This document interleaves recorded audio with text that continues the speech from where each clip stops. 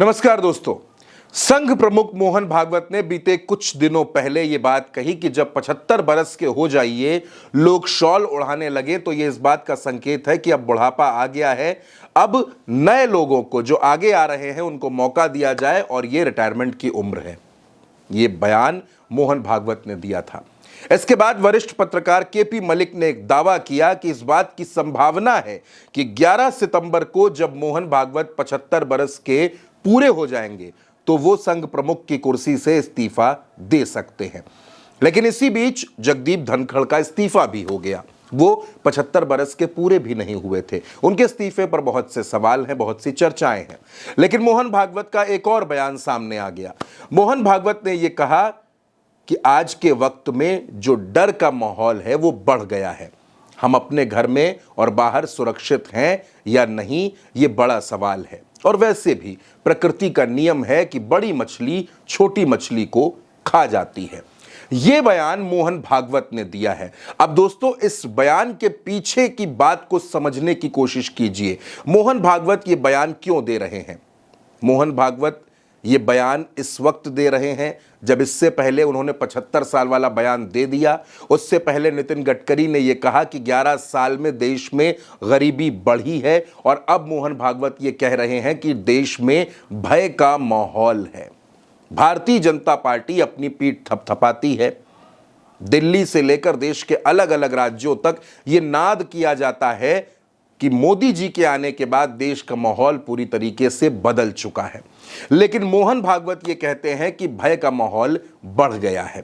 अब किसकी बात पर यकीन किया जाए, किसकी बात मानी जाए? और खास तौर पर 2024 के लोकसभा चुनाव का नतीजा जब आया उसके बाद से लेकर मोहन भागवत ने अब तक इस एक साल में न जाने ऐसे कितने बयान दिए हैं जिन्होंने दिल्ली दरबार को थोड़ा सा असहज कर दिया है। मोहन भागवत ने ही मणिपुर के मसले पर अपनी चुप्पी तोड़ी थी। उन्होंने बयान दिया था। उसके बाद उन्होंने यह भी बताया था कि एक शासक को कैसा होना चाहिए, उसका स्वभाव कैसा होना चाहिए। रिटायरमेंट की उम्र का जिक्र भी मोहन भागवत ने किया और अब वो ये कह रहे हैं कि देश में डर का माहौल बढ़ गया है। आप जानते हैं कि आरएसएस और भारतीय जनता पार्टी दोनों के बीच में राष्ट्रीय अध्यक्ष को लेकर रस्साकशी चल रही है। न बात उधर से तय हो पा रही है, न इधर से तय हो पा रही है। संघ एक नाम पर अड़ा हुआ है, वो नाम संजय जोशी का है और दिल्ली दरबार में बैठे हुए दो चेहरे संजय जोशी के नाम पर सहमत होने के लिए तैयार नहीं है। ऐसे में बहुत से नाम भी चलाए गए और इन्हीं तमाम नामों के बीच में एक बार फिर मोहन भागवत ने अपना वो बयान दे दिया है जिस बयान ने सियासी गलियारों में एक नया हड़कंप मचा दिया है।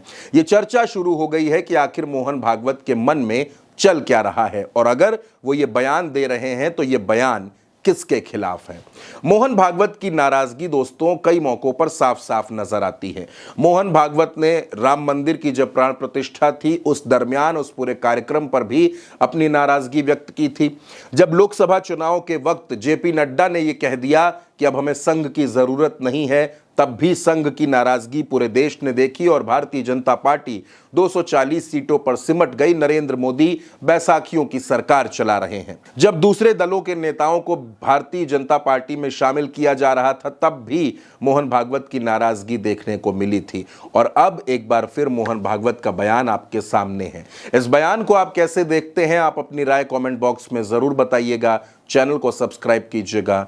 नमस्कार।